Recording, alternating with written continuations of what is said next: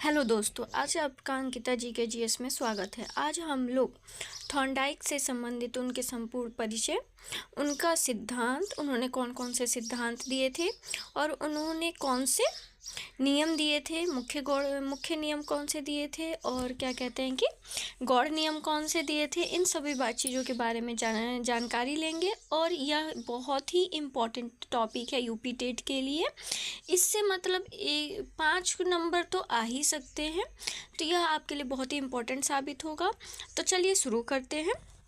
Edward Thorndike के बारे में पूरा परिचय देखते हैं कि उन्होंने इनका जन्म कहाँ हुआ था, ये कहाँ के निवासी थे और इन्हें प्रथम मनोवैज्ञानिक शिक्षा के जगत में क्यों कहा जाता है, इनके बारे में संपूर्ण जानकारी लेंगे। चलिए क्लास को शुरू करते हैं। तो थॉर्नडाइक का परिचय हम लोग पहले देखते हैं कि थॉर्नडाइक ने क्या क्या परिचय दिया था। ठीक है, उनका परिचय क्या है। तो थॉर्नडाइक का परिचय, थॉर्नडाइक जो थे वो एक प्रसिद्ध अमेरिकी मनोवैज्ञानिक थे। थॉर्नडाइक क्या थे? तो एक प्रसिद्ध अमेरिकी मनोवैज्ञानिक थे जिन्हें शिक्षा मनोविज्ञान एजुकेशनल साइकोलॉजी का जनक भी कहा जाता है। जिन्हें क्या कहा जाता है? एजुकेशनल साइकोलॉजी का जनक भी कहा जाता है। इनका जन्म जो हुआ था वो 1874 ईस्वी में हुआ था। इनकी मृत्यु जो हुई 1949 ईस्वी में हुई। यह ये प्रसिद्ध मनोवैज्ञानिक कहाँ के थे? तो अमेरिका के थे। तो थॉर्नडाइक कहाँ के मनोवैज्ञानिक थे? एक अमेरिकी मनोवैज्ञानिक थे जिन्हें शैक्षिक मनोविज्ञान का जनक भी कहा जाता है। अब हम ये जानते हैं इन्होंने कौन कौन से सिद्धांत दिए थे। तो चलिए शुरू करते हैं। मुख्य कार्य क्षेत्र, सीखने का सिद्धांत। इन्होंने लर्निंग थ्योरी दी थी। क्या कहते हैं? इन्होंने जो है वो लर्निंग थ्योरी दी थी। इन्हें प्रथम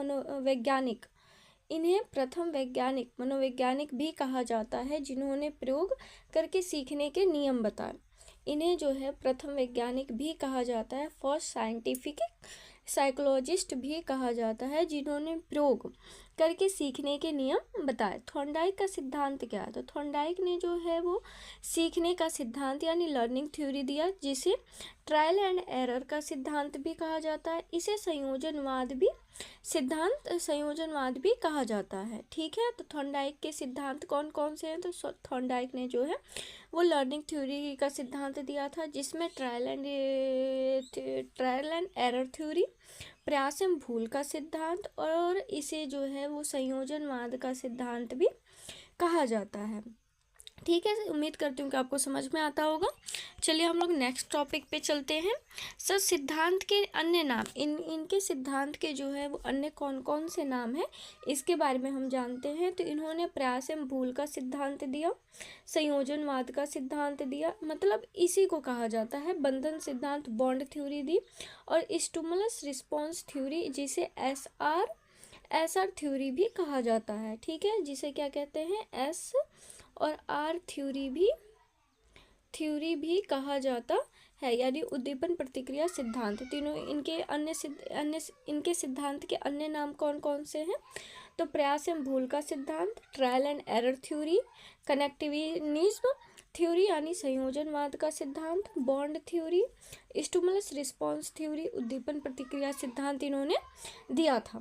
तो मैं उम्मीद करती हूँ कि इनके सिद्धांत के अन्य नाम भी आपको समझ में आ गया होगा। चलिए क्लास को कुछ और आगे बढ़ाते हैं।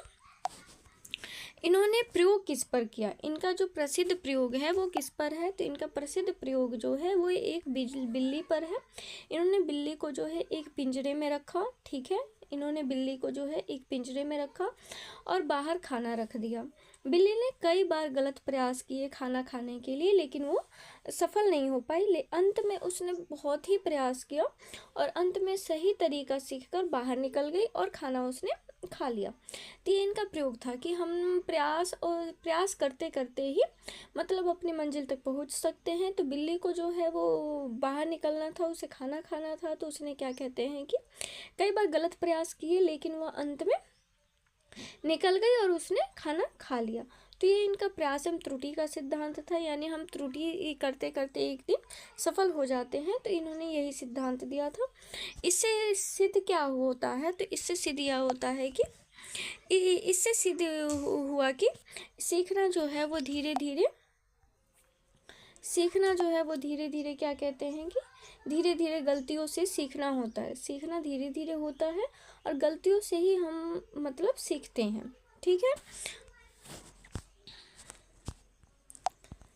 थॉर्नडाइक के नियम, इन्होंने कौन कौन से नियम दिए थे? तो थॉर्नडाइक ने जो है वो मुख्य नियम जो है वो 3 दिए थे।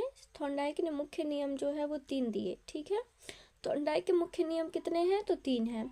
अभ्यास का नियम, लॉ ऑफ एक्सरसाइज, तो बार बार अभ्यास से सीख मजबूत होती है।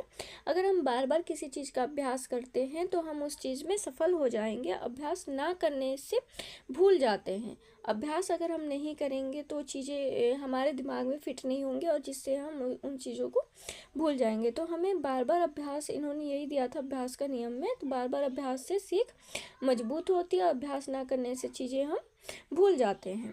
अब दूसरा नियम आ जाते हैं। तो दूसरा नियम इन्होंने प्रभाव का नियम दिया, जिसमें सुखद परिणाम सीख मजबूत होता है और दुखद परिणाम सीख कमजोर होती है। इन्होंने प्रभाव का नियम दिया था, लॉ ऑफ इफेक्ट। अब इनका तीसरा नियम जो है वो तत्परता का नियम है। तीसरा नियम क्या है? तो तत्परता का नियम है और सीखने के लिए मानसिक तैयारी भी जरूरी है। लॉ ऑफ रेडीनेस, यानी सीखने के लिए जो है हमें तत्पर, जब तक हम उस पर तत्पर नहीं रहेंगे तब तक हम उस चीज़ों को नहीं सीख सकते। तो इन्होंने जो है वो तत्परता का नियम भी दिया था। तो सीखने के लिए मानसिक तैयारी जरूरी है। ठीक है। अब इनके जो 3 नियम थे वो मुख्य नियम थे। 3 जो है इनके मुख्य नियम थे। ठीक है। अब इन्होंने जो गौड़ नियम भी दिया, तो गौड़ नियम जो है वो कितने हैं इसके बारे में जानकारी लेते हैं। तो गौड़ नियम इन्होंने जो है वो सेकेंडरी लॉस इन्होंने जो है वो 5 दिए। थॉर्नडाइक ने लगभग जो है 5 गौड़ नियम भी बताए हैं, जैसे बहुप्रतिक्रिया, सेट या मानसिक स्थिति, आंशिक क्रिया, समानता द्वारा प्रतिक्रिया और सहसंबंध, एसोसिएटिव शिफ्टिंग, यानी बहुप्रतिक्रिया, मल्टीपल रिस्पॉन्स, सेट या मानसिक स्थिति, सेट ऑफ एटीट्यूड, आंशिक क्रिया, फिर समानता द्वारा प्रतिक्रिया और सहसंबंध। इन्होंने जो है वो 5 गौड़ नियम दिए। तो कुल मिला के 3 मुख्य नियम और 5 जो हैं वो गौड़ नियम दिए थे। ठीक है। अब इनके कुल नियम कितने हो गए? तो कुल नियम इनके हो गए कुल मिला के 3 हो गए मुख्य नियम और 5 हो गए गौड़ नियम। तो इन्होंने कुल 8 नियम दिए थे।